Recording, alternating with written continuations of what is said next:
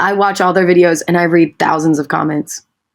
And I'm like, where are the women? And I'm typing in like female yes theory, women doing cool things on the internet. Like I'm like, what do female YouTubers do? I'm like going deep. It's like 4 a.m. I'm searching everything. I find a video that's like female YouTubers do knitting, fashion. I'm like, fuck that. Well, I'm gonna do fashion? What do I know about fashion? Nothing. Knitting? Nothing. Like and they're 2 dudes on this like video and telling me this is what female YouTubers do. Meanwhile, I've read thousands of yes theory comments that said like, hey, is there a female yes theory? Anyone want to start this? Like blah, blah, blah. And I just like sat back and I was like, you know what? I'm going to do it. I'm going to make a video like theirs. Like, why not? And that was another space where I found women to be underrepresented. And so I was like, I'm just going to start creating and see what happens.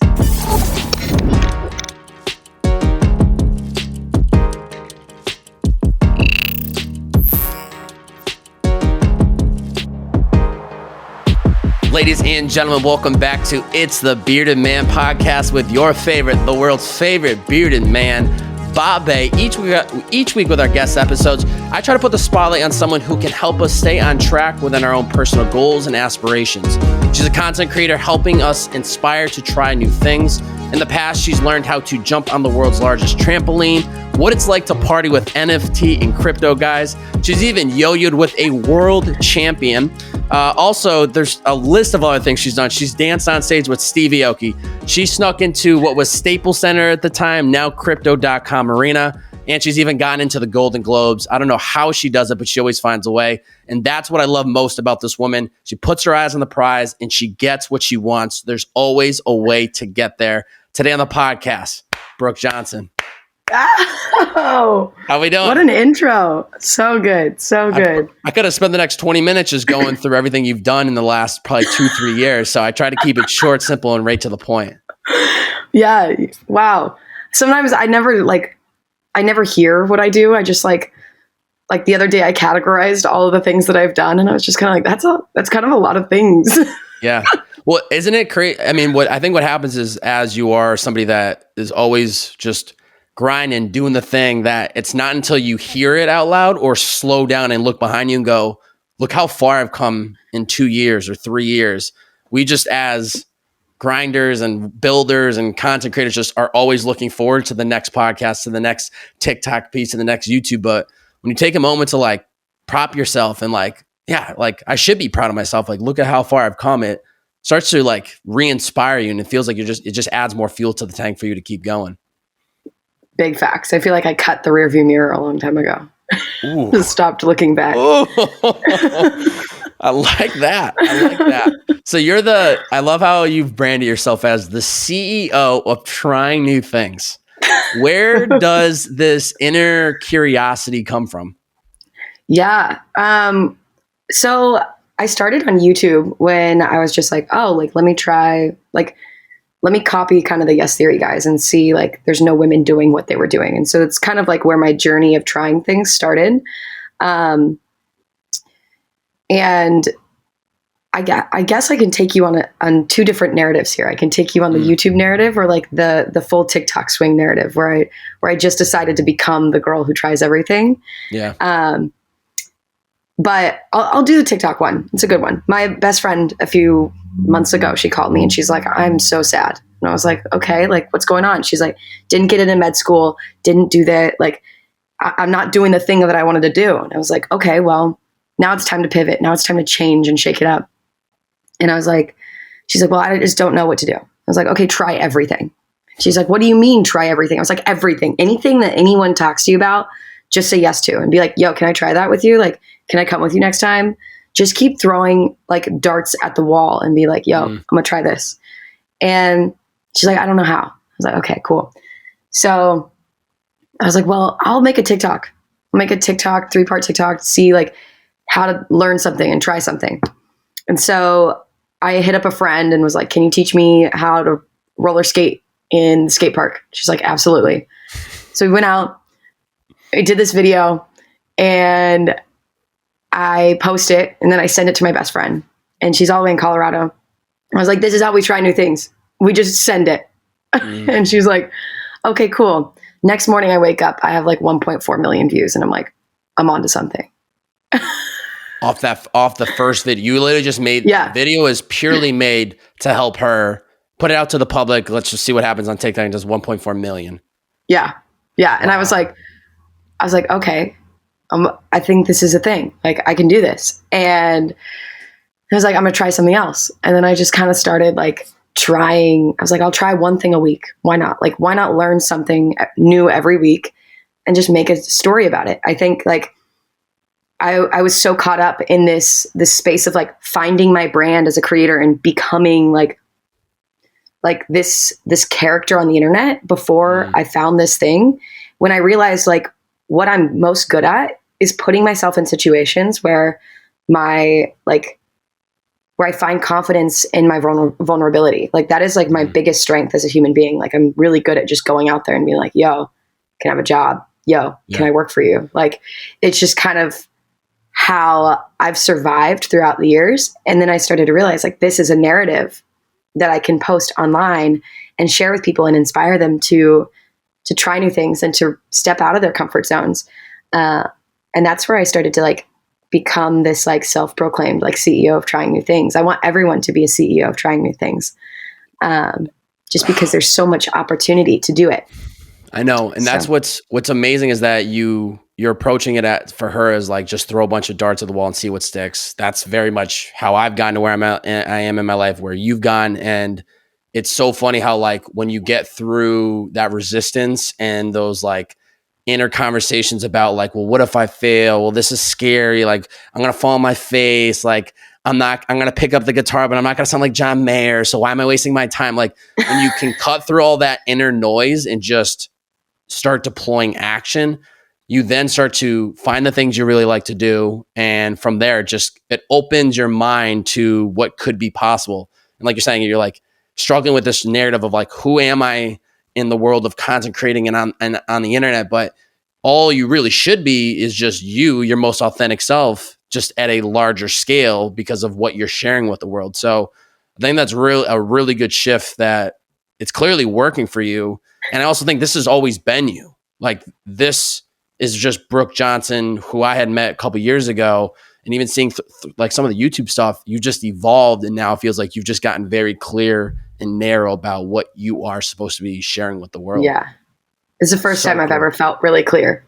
I'm just going through that phase in the last week. So it's weird that like the podcast was to happen a week ago, and I'm actually happy it happened a week later, because I think this is like a really perfect time to have like these types of conversations.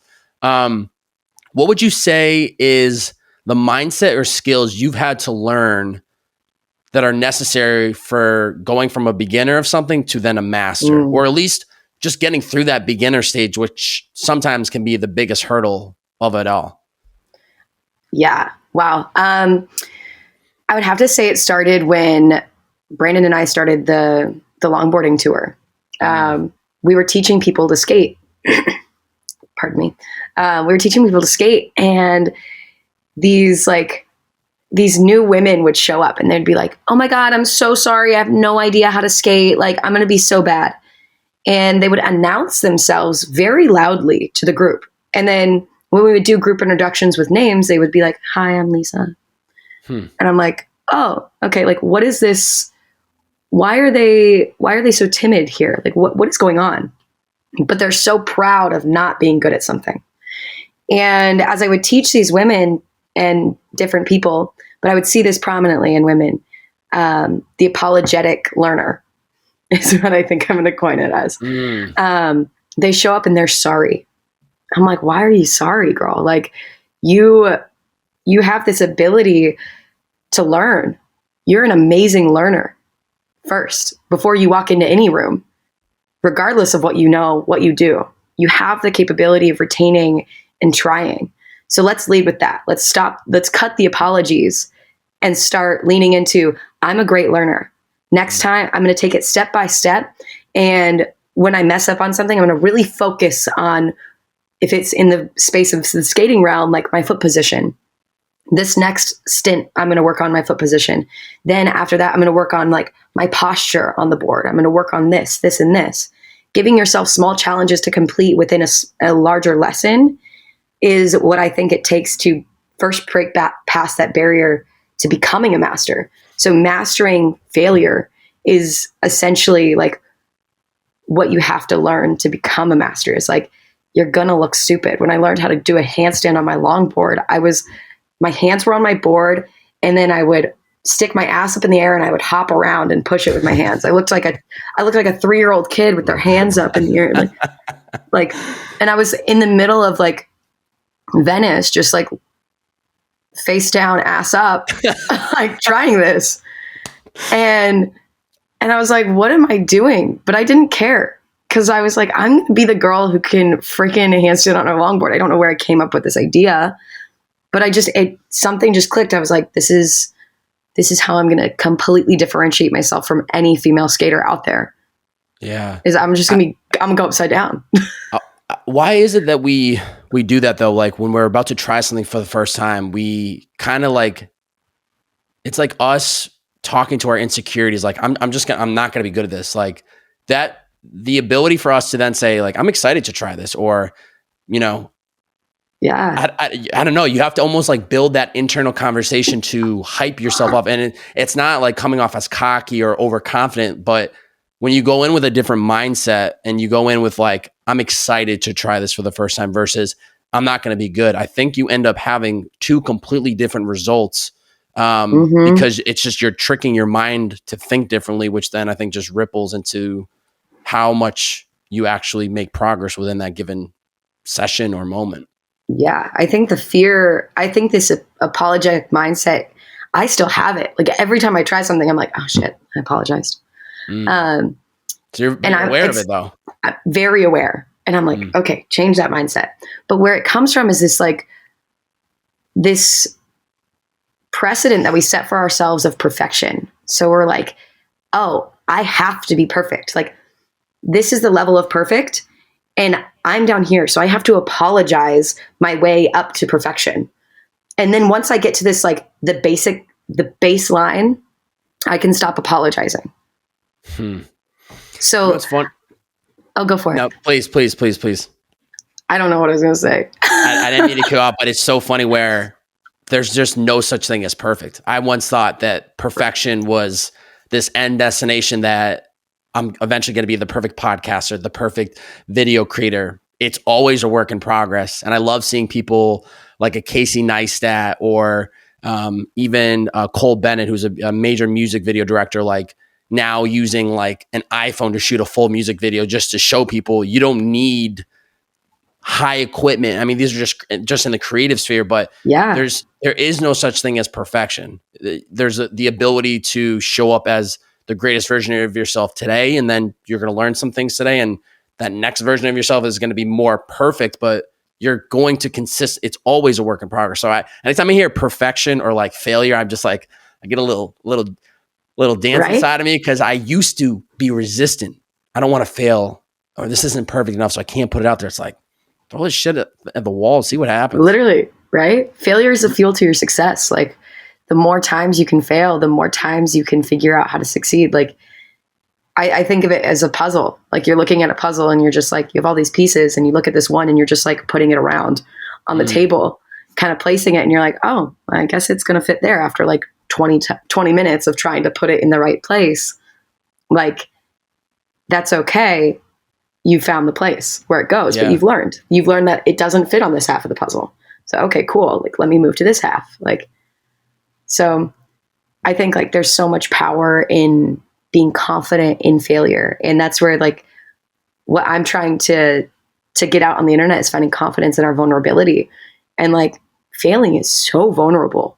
It's like, oh, it hurts sometimes. Cause like if you're splat down on the concrete in the middle of the Venice Beach skate park, you're kind of like, why am I here? Yeah. But then there's something so empowering when you get up and you crush it. And then like the mom on the edge of the skate park's like, yes. You're like, you're not even my mom. Thank you. Like, thanks, mom. Like there's so many cool. Yeah, you start to realize what? You start to realize that people actually don't care when you fail too. We get so adrenaline that you fall in the middle of the skate park that everyone around you is laughing at you or caring. But one, they're probably just looking out to make sure you're okay and wants to make sure that you're not dead in the middle of the park. And then two, they're already immediately subconsciously thinking about themselves like, I got to drop into the bowl. I got to do this kick flip. I got to make sure that I don't eat this ledge. So oftentimes I think what scares us is just what are other people going to think? In reality, people are thinking the same things. They're so caught up in thinking about themselves that they're not even paying attention to what you're doing or if you're falling. They're only going to care when you start to have some success and then they, come running out the weeds to say hello. And what I found too is like the thoughts that I have, I've had to unlearn because sometimes I project those thoughts onto others. Like I'm not perfect at all. Sometimes I'll be like, wow, like I'll catch myself like, look at her. And I'm like, wait, I do that. Yes, girl. Like I've had to rewire my mindset from like when I was younger. I'm now like super good at it. When I see someone fail, I'm like, yes, get in there. Like do that, please. Like I am like the number one failure cheerleader. I'm like, yes, please. Like keep going. And like I had to relearn that because I was raised in this like where I was raised as a gymnast. And so in gymnastics, where like you're taught that your teammates are your closest competition. And it's just like, cause like my team was the best in the state. And so my competition were my girls. And so I was like head to head with these amazing women. But at the same time, like I had to cheer them on. But it was a whole space of like, it kind of felt weird because I was like, I want to beat you. So I've had to unlearn these like weird programmings that happened during the sport and like be like, no. Every person that shows up in front of me, I got to cheer them on. Like, and in return, I cheer myself on because I no longer have these like negative thoughts of like me not being good enough because you are your own biggest critic, and people project being a critic on other people because of their own insecurities. And so I've had to do a lot of like deep diving into like what has caused me certain pain and then reshift it and remorph it into a better outlook on life. And then in return, I'm now creating these amazing pieces of content that I absolutely love to create. So it's been super hard. That rewiring of the brain is really important because you have to be aware enough, and then you have to make a habitual practice to catch yourself when you start to slip and go, wait, we don't have to think like this anymore. Let's rechange and redirect our thoughts. How have you learned to make that happen? Because somebody hearing this for the first time, right? It could be like, what do you mean rewire my brain or think differently? Like this is all I've ever known. And that's a lot of times I try to have the most empathy for people because I go, they're just a product of their environment for one reason or another. And so they are just molded like a Play-Doh to think and act a certain way because that's where they were raised. And that I have empathy for it and I keep an open mind. But is there any tips that you've learned along the way that have helped you make those shifts faster than maybe when you first were trying to make these changes? I removed myself completely from like the neighborhood I grew up in. That was like step one. Was like when I graduated university, I was dead set on moving to Los Angeles. And I was like, I got to get out of here. There's something here that just is like kind of toxic for me. So I just had to leave. In your hometown. Yeah. This is up in Washington. So, what's the population size? Just so I have context. Population of like, it's Puyallup, Washington. It's kind of a small town, but it's, I don't know. I actually have no idea. Maybe 100, maybe I think like 100,000. Okay. So it's kind of big, but it's like a good sized city. Spread out. It's a good sized city, but it's spread out and it's very suburban, like gotcha. Suburban soccer moms and like selling pyramid schemes. Like that is the, doesn't sound like Brooke Johnson whatsoever. No, I will never join an MLM. And I'm like, anyone who slides into my DMs who's like, will you buy my shampoo? I'm like, girl, get out. I'm like, you find a new job. I love the passion, but like, get out of the MLM. But yeah, it started with like changing my environment. And then when I moved to Los Angeles, I was so against anything that people were telling me. They're like, check your energy levels. Like I was doing all this like heal energy stuff. And I was like, what do you mean? And like meditating. I'm like, what the heck is meditating? Like, I have never really heard of meditate. Like, I tried a meditation class in college and I fell asleep every time, every single time, just knocked out. Didn't understand what the goal was to silence the mind. And when I moved out here, I just started like surrounding myself with these heavy hitters. And one person that changed my life forever was Robbie Page, actually. And really? Yeah. Robbie Page does he know this? I don't know if he knows this, because when I moved out here, I was working for Gary and Scooter, and then we're going to get into that story. Let me tell you. I then had this like cutoff where I was just kind of like floating in nothing. And I was like living on savings and I didn't know what to do. And I somehow met Robbie and I was like, yo, can we hang out? And so I would hang out with Robbie while he'd be working on Tenzo like sheets. Like, the guy loves systems and processes. So he's like working on writing systems and processes. And I would be working on editing my first YouTube video.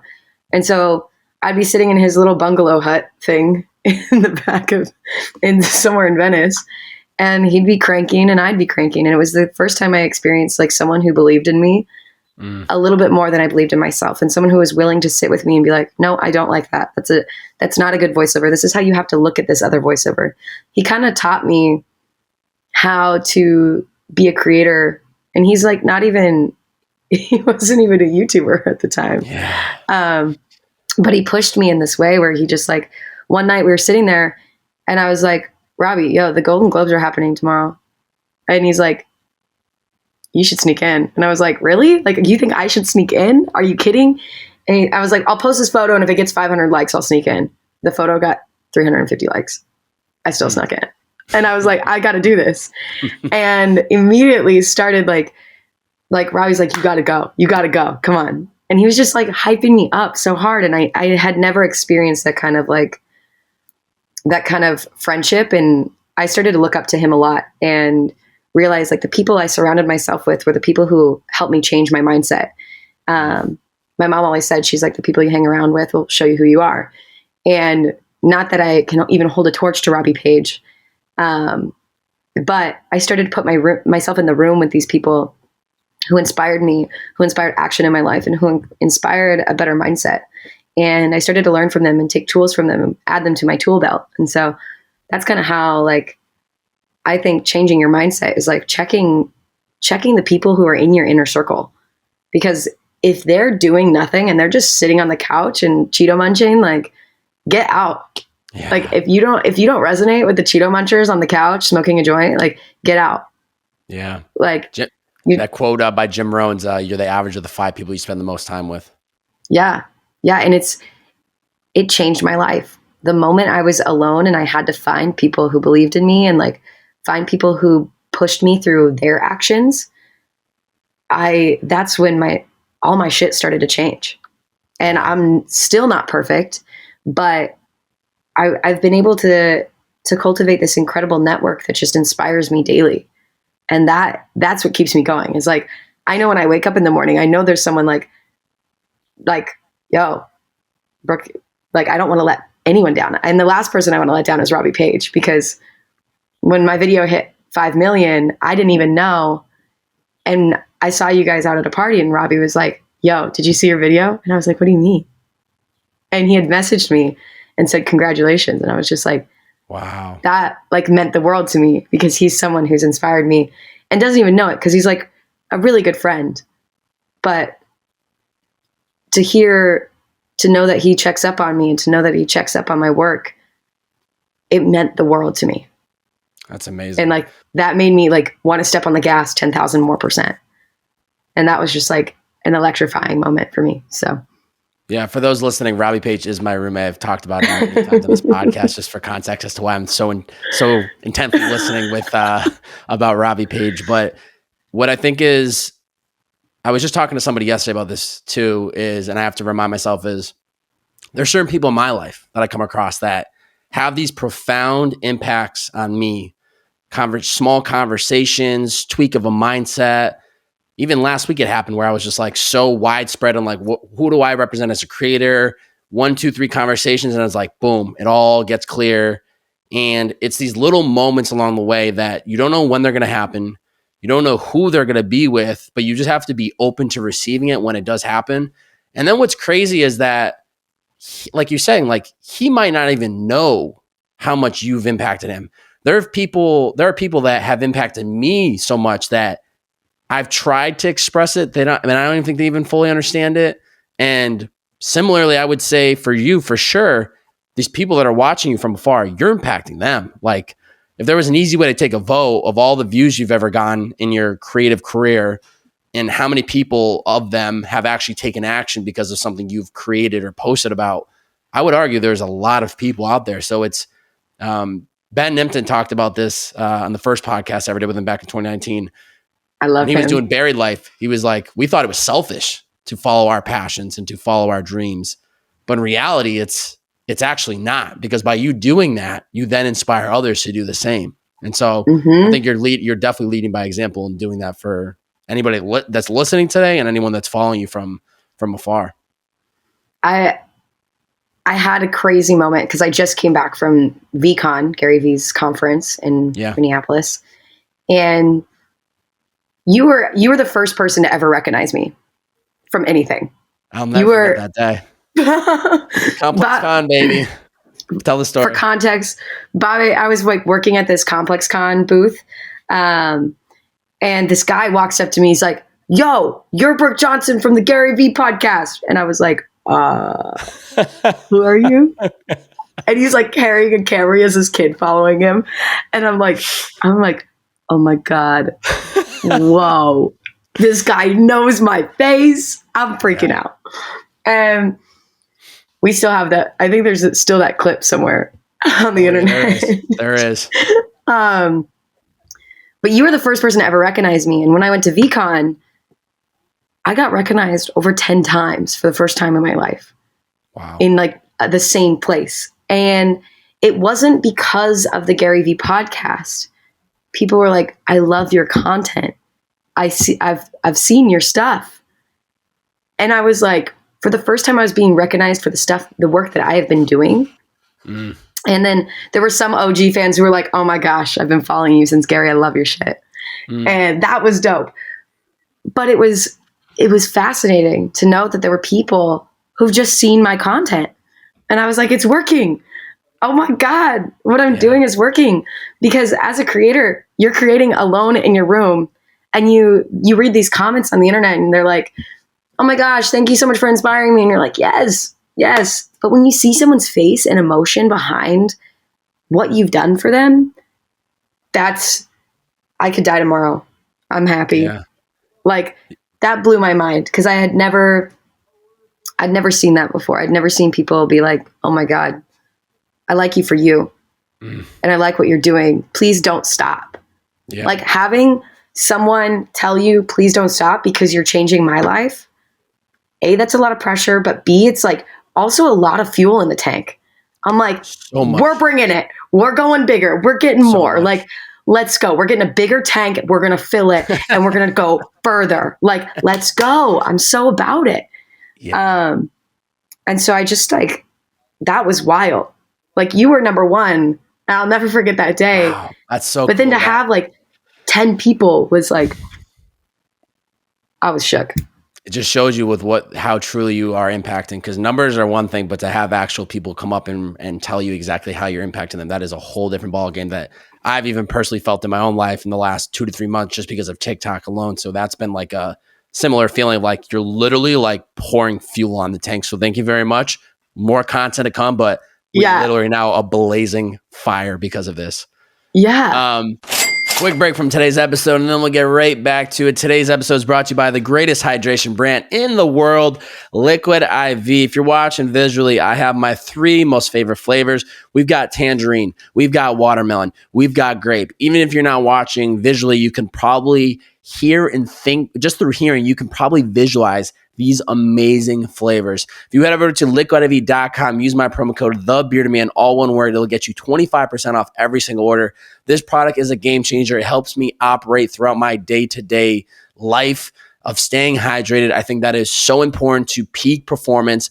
And when I say peak performance, I don't mean being an athlete. I mean becoming the best version of yourself. If you want to approach today with a clear mind, if you want to feel good in your own skin, if you have goals that you're working on, physical, mental, spiritual, hydration is so damn important. And Liquid I.V will help you do that. One stick of Liquid I.V and 16 ounces of water hydrates you more, faster, and efficiently, twice as fast than water alone. It has so many great flavors. So even if you don't like those 3 flavors I called out, there are plenty of other flavors that you might be interested in. One stick contains 5 essential vitamins: B3, B5, B6, B12, vitamin C, 3 times the electrolytes of traditional sports drinks, made with premium ingredients, non-GMO, free of gluten, dairy, and soy. It is truly an incredible product. I used to need Gatorades for hangovers or for just helping hydrate myself.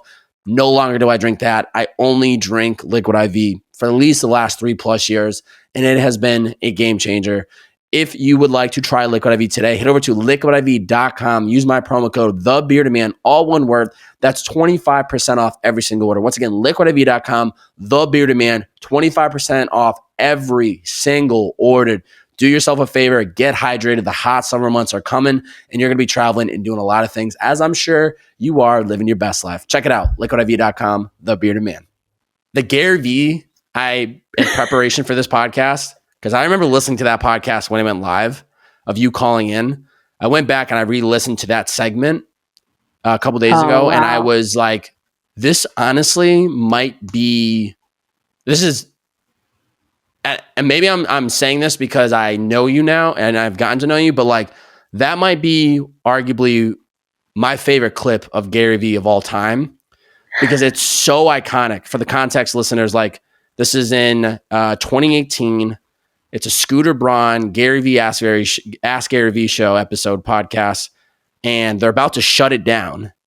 And Scooter Braun is like, Gary, we're doing one more call. And Gary's like getting pulled to go to some dinner, some meeting he's already running late for. And Scooter is like, there's always been times in my life where I had to just go one more, and I feel like this is the moment. And then who fucking picks up the call? But sure enough, Brooke Johnson. And it was like out of a movie. And watching Gary's emotion, I'll have it linked up in the description below of this podcast so you guys and gals can watch it because it's so intense and it's so much about the right place with the right people. And like the fact that Scooter was like, we got to do one more. I've always been in a place in my life where I needed to do one more. You're somebody who's like had applied to SB projects. It was like the moment. But for that to even happen, you had to be willing to take your shot, to pick up the phone, to call on the number, because that's just like one of those moments where you're like, I'm the 1 in a million. Why even call? But you did. Oh, I love the 1 in a million shots. And it paid it in dividends. So how have you learned to build what you can talk about, even that specific experience or just in general? Like, how have you learned to train yourself to just shoot the damn shot? Put yourself where you fucking want to be. Me saying that on this podcast gives me chills because I never get to say it to a larger group than like 3 people. I'm a huge, huge believer that if you want to be somewhere, walk in the fucking room. I don't care how you get there. My first job was working in music and I slept in my car working for Live Nation. I wanted to work in music. How the fuck do I work in music as a girl from Puyallup, Washington? I have no idea, but I'm going to start as security. I'm going to start as fucking crowd security, and I'm going to sleep in my car, and I'm going to work in 115-degree heat wearing all black. And then I'm going to wear a Camelback on my back that is 2 liters, and I'm not going to get dehydrated because I'm going to be the best damn security guard Live Nation's ever fucking seen. 5'2". Barely any muscle on these bones. I'm going to crush it. No one's getting past my gate. And like, I wanted to be in music. So I started there and I was like, there's something here to learn. It was the worst job ever because like, I didn't shower for 3 days. Like I ate like Nutri-Grain bars and like drank gallons of water. Like, I would fall asleep in my car with my cooler in front. Like honestly, it was the best summers of my life working in this music space because I really wanted it. I was hungry. And so every opportunity I'd get, I'd be like, hey, can I work backstage? hey, can I do this? Always asking. They're like, no, Brooke, you have to earn your way there. Okay, cool. How do I do that? What do I do to get there? Well, the company that I was working for didn't have a lot of structure, so they really didn't know how I got there. So I was like, okay, cool. I'm loading in 5,000 cars into the Gorge Amphitheater venue, and I'm wristbanding like 6 people per car that are like drunk, just ready to go festival vibes. I'm like, okay, cool. I got this. I made sure my line was always rolling. I made sure that they were aware of why there was no traffic. I made sure that like, they were like, yes, what's going on down there? Who's down there? Why is it working so well? It's because of me. And so I just made myself known through my work constantly. And then I would bring things to the, like, I got noticed and recognized for that. And so I moved up and to the Live Nation side and no longer had to work security. And I was like, thank God I don't have to sleep in my car. But back to like putting yourself where you want to be, it gave me this moment where like I would sit on the edge of my car after my shift, which was typically like 17 hours of working. And I just like, damn, I'm doing it. Wow. I'm doing it. I'm here. And I was so excited to be in the dirt. I was so excited to be in that, just like the shitty situation, even though it was like one of the hardest jobs. I had beer poured on me. I was spit on. Like some guy like ran up to me and picked me up like a sack of potatoes. Like, so much for me being the best security guard, right? You're now getting picked up by other people. Yeah, I now need security. So yeah, there were like, but when it comes to taking like these moonshots, I had ingrained in my brain, like, that's the only way I can get out of where I'm at. And when the Gary V podcast happened, I had been following Scooter for a while. Some guy out at the Gorge had told me to like follow Gary V. And I was like, okay, sick. I'll follow this guy. Who is he? He just started yelling at my phone all the time. I was like, Dad, stop. And so then what happened was he's like, I'm going live with Scooter Braun on Facebook. And I was like, Facebook? Who uses Facebook Live? What? Okay, cool. Logging on. So I log on to fucking Facebook Live for the first time in my life to watch Gary V for the first time in my life. And they were like, yo, type your question. And I was like, well, if I'm the moderator, what kind of question would provide value to the podcast? Or what kind of question would get my phone to ring? And I was like, okay, cool. I'm not going to be like, yo, can I have a job? That is not going to get it. You ask that the moment you're on the air. You don't ask that in the comments. You have to ask something. You have to ask something that gets them to know that you're interested in the topic they're talking about. So this is very sly. It was a very planned moment for me because I'm sitting there. I was like, I got to talk to this man. I don't know, but I like got to be on the phone. And every time I shoot a moonshot, whether it's sneaking into something, whether it's like taking the job at the Gorge, that's the shitty job, my heart starts to really race and my body, like my whole body goes into fight or flight. I'm like, I'm in the right place. And then I can control it and everything gets silent and everything gets slow. And then I start analyzing. And at this moment, someone had favorited my comment. And I was like, nobody in this comment section is like favoriting my comment except moderator probably. So I had to think, I was like, because everyone in the comment section is in here for themselves. And so I started just like commenting on people's stuff. And like, I was like, I'm just going to provide value to the community, whatever. And then they got down to that last section and I was like, fuck it. Like, this is your time, Brooke. Type as fast as you can. Copy, paste. Like, yo, call me. Here's my number. And I just went spam so hard.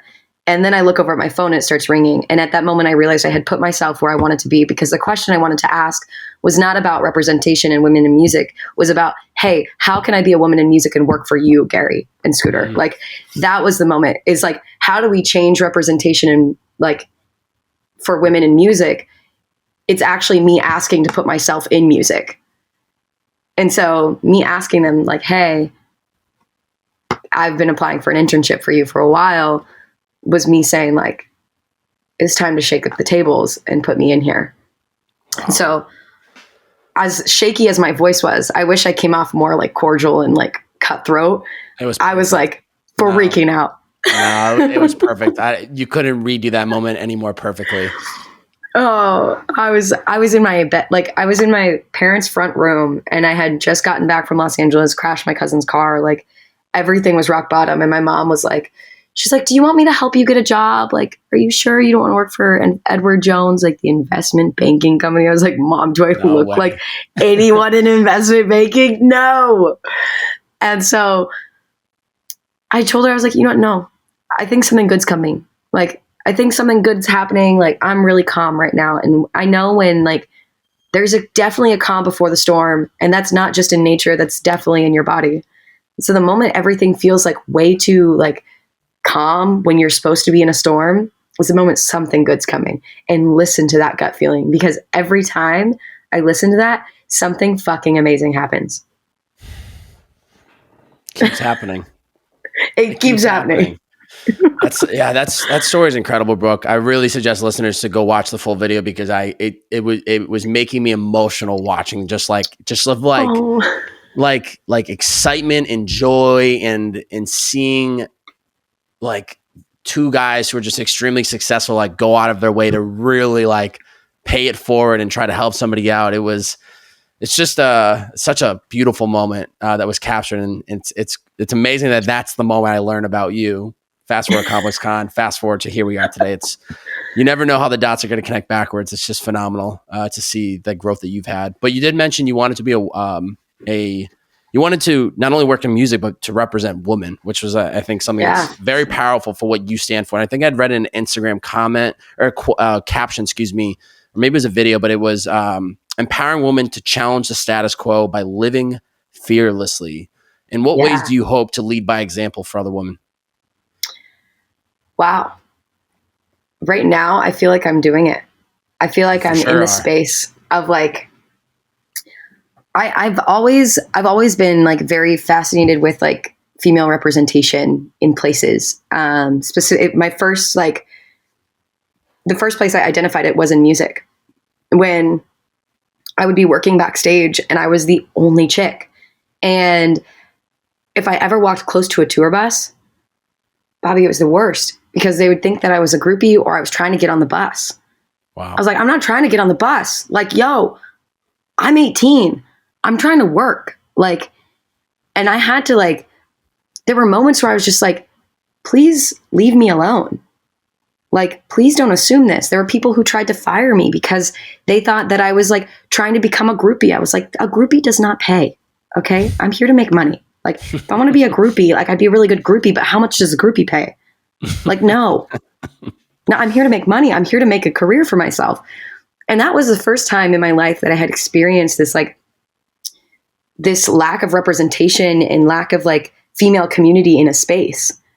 And I was like, we need to fix this. And so I had like toyed with multiple ideas of like, I was like, where's the first female tour? And then like 2 years later, Beyonce comes out with like a female tour that is rocking with like like Woman Nation from Live Nation. And I'm like, yes, like Beyonce was the first tour that I worked on that was like mostly female. I walk into her, like the whole tour, mostly female. And I walk in to the production room and there's a bunch of women. And I'm like, I've literally felt like the gods were singing, like, ah, like, thank God. I was like, this is amazing. And it was really cool to see. But I've been fascinated with this space of like, where are women not represented properly? And the second time I found it was when Yes Theory walked into the office at Scooter Braun's. They are the second people I met ever that had recognized me from Gary Vee. It was actually Zach was the second person. Hold the phone. I'm number one and Zach is number two. This is iconic. The story just keeps unraveling. This is unbelievable for those listeners who might not understand it, but that's phenomenal to me. Keep going. So they roll into the office and I'm like, who are these guys? Like at first I was like, I had really no friends in Los Angeles and they were like, yo, you want to play ping pong? This guy Amar challenges me. I'm like, you have no idea who Yes Theory is at the time. You have no idea. Absolutely no idea, because they are in the office because Justin Bieber, they made a video about Justin eating a burrito sideways. Burrito. And I was doing the report for Justin Bieber to send to Scooter, and I didn't put it in there because I was like, that's not Justin. I was like, as a day one Justin fan, I was like, I know my man. I know he's not eating a burrito sideways. Like, there's no way. And I was like, well, no, it's not him. So I didn't put it in the report. And then Scooter tweets about it or does something, like posts about it, and then takes it down. And then these guys are in the office the next day. And I'm like, who are these guys? And they're like, we do YouTube. And I was like, wow, that's cool. You guys make money doing that? Like, yeah. And I was like, cool. Whatever. Like, I had just gotten done interviewing, like working with Gary Vee. And I didn't kind of understand like this, like how YouTubers were making money. And I was like, okay, cool. And that's like the first time I ever met these guys. And then Amar invited me to come to their premiere of like the pyramid video that they did. Yeah. Yeah. And so I show up to the Yes House for the first time. I'm like, first of all, this YouTube money? What? I had no idea. I was like, girl from Puyallup, Washington, like had no idea that you could have neon lights in your house. Like my mom had like horses and like Pacific Northwest neutral greens in her house. Yeah. I just didn't know like having neons in your house and a fish tank was a thing. I was like, okay, cool. I sit down 5 minutes into the video. I am bawling my eyes out, Bobby. I am so upset. And I'm like, everyone's like loving the video. And I'm back there just like, I'm like, why am I not there? And that was my first moment where I was like, I need to be there. I should have been looking for a pyramid in the jungle. Like what a weird moment in my life. Like, that's where I need to be, in the jungle. So from there, I leave early from the Yes House and I go home and I watch all their videos for the first time. And like, it was like a year later. And I watch all their videos and I read thousands of comments. And I'm like, where are the women? And I'm typing in like female yes theory, women doing cool things on the internet. Like I'm like, what do female YouTubers do? I'm like going deep. It's like 4 a.m. I'm searching everything. I find a video that's like female YouTubers do knitting, fashion. I'm like, fuck that. Well, I'm gonna do fashion. What do I know about fashion? Nothing. Knitting? Nothing. Like and they're 2 dudes on this like video and telling me this is what female YouTubers do. Meanwhile, I've read thousands of yes theory comments that said like, hey, is there a female yes theory? Anyone want to start this? Like blah, blah, blah. And I just like sat back and I was like, you know what? I'm going to do it. I'm going to make a video like theirs. Like, why not? Mm. And that was another space where I found women to be underrepresented. And so I was like, I'm just going to start creating and see what happens. And that's kind of how I got the ball rolling, is like finding women, like finding places where females are underrepresented. And now I'm like dead set on like getting more females on the YouTube platform, on the TikTok platform, on Instagram. I want like positive female role models, not only in my life, but in younger women's life and in older women's lives. Like my mom consumes content too, but she's like consuming some like dog running across grass. I'm like, Mom, like, come on, that's like a screensaver. We do love that content though too. We do love that content. We do, but like in moderation. I'm like, Ma, like I want to create stuff that inspires my mom to do something crazy too. Like I would like to see 50-year-old women like just like launching themselves off of like a bungee jumping bridge. Just like, yes, I want to see them send it. I want my mom to have this mentality. And so to answer your question of like, how do I see myself being a role model, is I want to empower more women to be role models for themselves and role models for each other. Because like right now we have to make our seats at the table. So like, if we want to do something, it's like, there was a bunch of dudes doing like yes theory style content on the internet. And I was just like, I'm gonna pull up a chair and squeeze on the corner of the table, start doing it. And like, with that, every female that I come across on YouTube, I'm like, hey, what's up? My name's Brooke. How are you? And I'm like calling them like, please call me now. I would like to pull you up to the table. So the more women we can put at the table, the more of us can pull each other up. There's always enough room at the fucking table. Like, just scoot over and make a chair. There's no competition. It becomes this space of like, yes, please keep, like, if you need to copy my content, copy it. Because if you can reach more women, I'm down. And so like, if we can spread that message, like I learned this from Gary Vee, is like when people copy or rip his content, like that's okay. He's like, they know my name. They understand. Like they just like, let him do it. The people who opened up for him at his conference, the first people to come on stage were the two guys that make fun of him the most on the internet. Like we're literally Gary Vee impersonators. I thought it was brilliant. I was like, yes, so if people are copying your shit, like you're doing something right. And B, like it also makes me work harder as a creator. Cause like if the girl next to me is working double time as I am, then I got to put in double time. Yeah. Like if it's just me at the table, then I'm like moseying on, like doing my own thing, like working at my own pace. But no, the moment someone comes in running faster than you, you're like, let's go. Like, let's go, girl. Like, we're going to run. Pick up the speed. Now you got somebody chasing you, so now you got to run faster. It's healthy competition. And you, I think it's Warren Buffett who said it. He's like, Warren Buffett with Costco, they give away their information of like how they run their company for free. Is like the more competition we can have in the space of what we're doing, the healthier the market. Yeah. And so the more competition I can bring in, the healthier, the more space for innovation, the more space for creativity, like the more drive, the more fire that gets lit under your ass to just go. Yeah. So I don't know where I was really going with that, but that's like two things. One, the greatest way to create change, in my opinion, is to lead by example.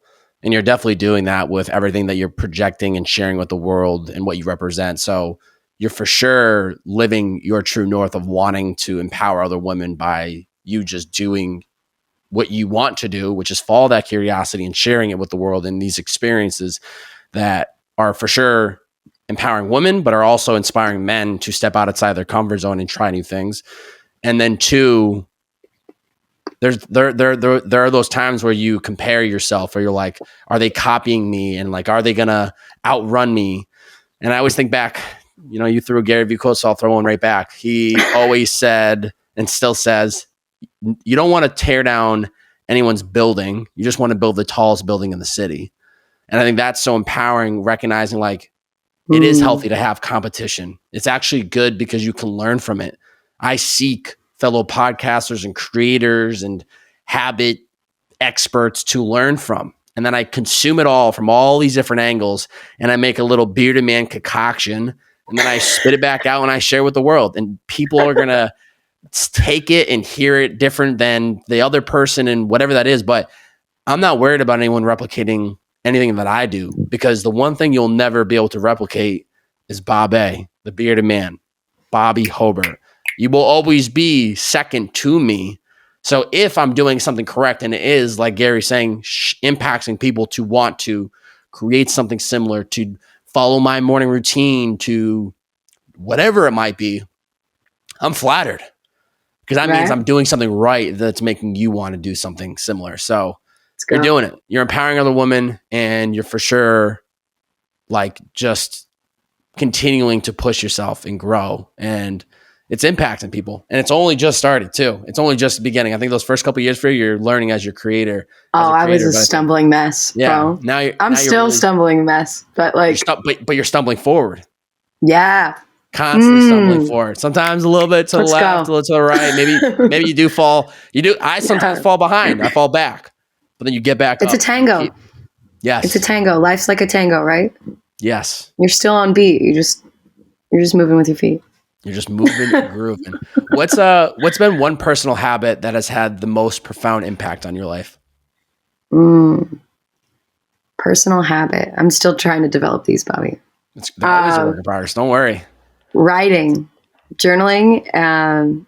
Recently, I've started sharing my poetry with people. I've started writing poetry. You can't put you in a box. It's just impossible. You're a writer. You ride horses. You jump out of airplanes. You sneak into events. I mean, you're just truly a woman of all trades. It's unbelievable. Oh, God. But writing for me is so powerful. Part of the reason that I've like gravitated towards storytelling on the internet as well is because of writing. when my grandmother passed away when I was 9, I'm going to get real with you really quick, but she passed away in my arms, and she was my best friend. So to lose your first best friend and learn about death at 9 years old, fascinating place to be in your mind. Really hard. But I only knew my Oma, my grandmother, for the last 9 years of her life. And what I realized was like, as I was like looking through her documents and like trying to find journals and stuff, I couldn't find any. And I was like, oh man, like, how do I know what she was like when she was 20? How do I know what she was like? But we're the first generation that gets to document our lives. We're the first generation of women as well that get to talk about what we want to talk about. Like, granted, there's things going on in politics right now that are really fucking shitty for women. But at the same time, we are the first generation that gets to speak our mind. We are the first generation that gets to document it on camera and post it on the internet. And we get to lead by example for women in the future. And so why I'm obsessed with making content right now and why I'm obsessed with writing and developing this creative habit is because I know that not only do I get to impact people who are alive right now, but I get to impact people who are alive decades from now, decades from when I die. Like, I believe that I can build a legacy that impacts people for a lifetime. And that's what I want to create. I like writing because it helps me create, and it's another outlet for me to a more personal outlet for me to kind of express my emotions. And like, I'm not perfect. I'm like, by no means have my life together. I live in a garage and I'm about to move out of it in like a week, and go live in a car on the East Coast for some odd reason that I just feel called to. But like there's moments where the habit of writing has really helped me clarify like what I'm doing, why I'm doing it, and writing it down is so powerful. And then also sharing that with someone is another thing that I found really powerful for me, because hearing my own thoughts out loud, besides like letting it kind of like talking to someone, doesn't really help as much for me, but writing it and then reading it helps me digest and understand where I'm at mentally and what more work that I need to do. So having those outlets help me be more creative and kind of locking in that inspiration is great. Cause also, like, who knows, my great granddaughter will one day read my breakup poetry and she'll be like, oh, grandma was not feeling it. She was so sad. But like, she'll read it and then one day she'll be like, wow, I'm going through a breakup, and she'll go read grandma's poetry later. Like, that is what I'm so excited to do, is like build that base for young women in the future, not just like who's alive today. Like, honestly, we're all going to die, but what's your legacy? What are you going to leave this world? And like, how are you going to become a legend within your own space? So important to find those habits, techniques, outlets that allow you to express how you're feeling. Because not only does it help you feel better in the moment, but then it's reflective a couple weeks later when you're reviewing it, a couple years later, and then that ripple effect of anybody that comes across it. There's just so many. It's so powerful and important to find those outlets. And I know as a creative, you have the visual component, you have the audio component, you have a written component. I very much have the same thing. And it's like, I don't know who I would be if it wasn't for these outlets. And so a lot of these podcasts, I definitely try to, hope that other people take those first steps to just pick up a pen and start writing, to maybe record an audio message for yourself and not share with anybody, but play it back. Sometimes I'll go back and look at my old videos and just were you ever the kid who does like, that's powerful. Did you ever like do like fake TED Talks for yourself? Like when you were a kid, like, did you ever like do practice speeches? No. You weren't that kid? I was like, never. I would always do them in my car. Funny. But I think people can learn from that. I think people should do that for themselves, is like, like pick up your microphone and like pretend that you are giving a speech on your way home to like a million people, whether it's like all the traffic in front of you, but like practicing like visualization, being it helps. It's a form of manifesting almost, is like talking to yourself, writing it down, like whatever it is, like review and then revisiting all of that work is powerful because you learn from it and you're like, damn, look how far I've come. Yeah. I gotta get better at the manifestation and writing things down to like speak it into existence. Cause I kind of just constantly have this running tab in my mind, but I know there's definitely some value and some importance of like feeling it, seeing it, writing it, being it. It's even now I'm changing, like instead of who I'm trying to become, I am this, I'm doing this. And that's been even such a change in mindset and just like, no, this is who I am. This is not who I'm trying to become. I like that. As kids, we find this, like, I feel like kids are the most powerful manifestors because I set my eyes on working for Scooter Braun when I was in 8th grade and I saw Never Say Never. I walked out of the theater and all these girls were like, I want to marry Justin Bieber. And I was like, I want to be Scooter Braun. I was like, I want to be the guy who gives the tickets to the girls who can't afford to come in. I want to be that woman who's just handing shit out and making people's life. I like that. And that's what when I left at 8th grade, I was like, I'm going to work for this guy. I'm going to do it. And I never knew how. And when I was in college, after my exams, like applying for internships with him, it never happened. And the reason it never happened was because I was supposed to have it happen this way. And like, that's okay. But I never once strayed from that vision. Now I don't want to work in corporate music. That's okay. I learned. I want to be like the most inspirational female creator that has ever existed, and hopefully inspiring more female creators to be that as well. But like that manifesting power that I never knew I was doing really, really helped me like enter the room fearlessly when Scooter and Gary were talking. It helped me understand that when I do put myself where I want to be, I know exactly the question I'm going to ask. I know exactly what I need because I just need to be in the room. And when I'm in the room, I know what my ask is. And so set your eye on the prize and really dial it in. Like I knew I wanted an internship. I didn't know anything about corporate music. I knew everything about venue management because that's what I had been doing for the past 5 years. The moment I walked in that room, I was like, I know nothing, but I know I can learn something. And this is how I feel I can learn the best is by getting an internship. I'll work for them for free, whatever it is. And so that's where I saw the money sign was opportunity and learning. The money sign wasn't in the dollars. It was in the experience. So this is why you're the CEO of Trying New Things, Brooke Johnson. This is exactly why you are in alignment.